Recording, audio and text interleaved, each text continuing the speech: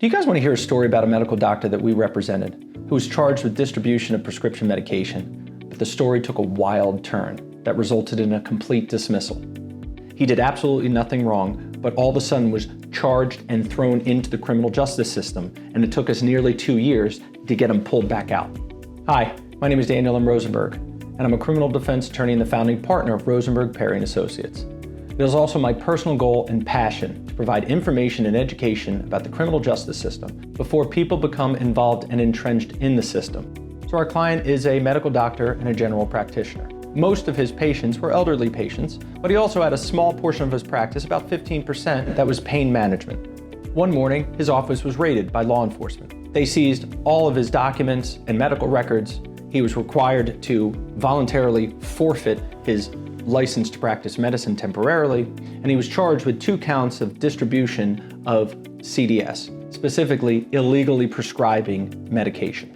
Now, within hours after his office being raided, the state provided a press release, and they indicated that this was a year-long sting of this doctor's office. There's allegations that he was selling his prescriptions and also that he was prescribing medication illegally to undercover officers who came into his practice and pretended to be patients in need of medical attention. In addition, all of his bank accounts were seized.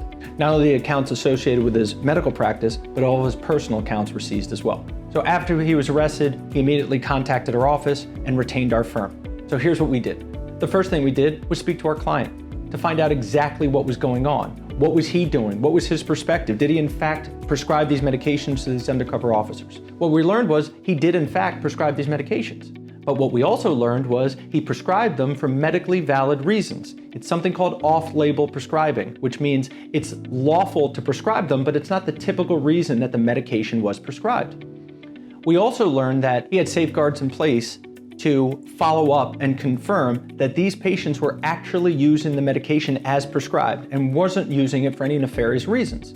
One way this was tracked was by drug testing patients when they came in. If medication was prescribed and they came back, were tested, and the medication was not in their system, then they were terminated as patients because they weren't utilizing the medication.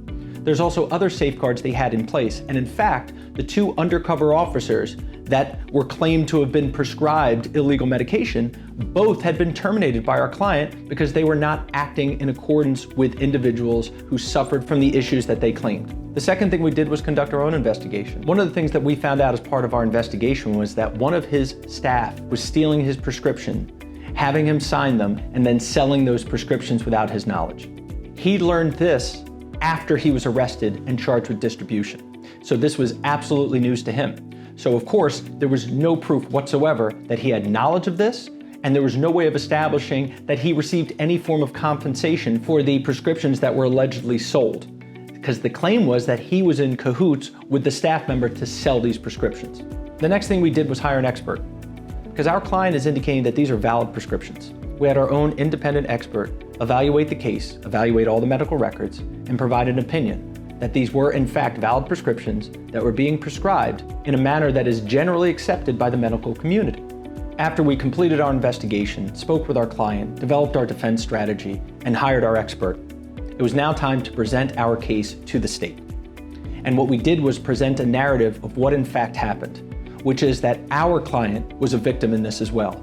That one of our staff members had stolen our prescriptions, and that's what led to this investigation. So any claim that we were actively involved in the selling of our prescription was unfounded and could not be proven beyond a reasonable doubt. In addition, our expert was able to corroborate and establish that the prescriptions that he provided to those undercover officers were absolutely legitimate, that it wasn't a common practice, but one that is generally accepted in the medical community. As a result, the case was dismissed prior to an indictment. Today, our client has his medical license back. He's now able to practice medicine and has moved on the best he can with his life. Now that being said, one thing that I've mentioned in the past and is worthy of mentioning again, the stigma from this charge will likely never go away. This is unfortunate, this is upsetting, but this is a reality of our criminal justice system. An excellent criminal defense attorney once said, "We can all guarantee that we will never commit a crime, but none of us can guarantee that we will never be accused of one. And when you are, you need advice and representation that you can rely on, that you can trust." So if you or friend or family member has been charged with a crime in New Jersey, contact our office. We'll take the time we need to evaluate your case, go over your options, and we do this all free of charge. And if you enjoyed this video, please like and subscribe to our YouTube channel.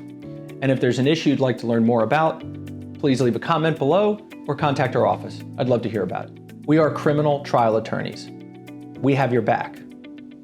That's what we do.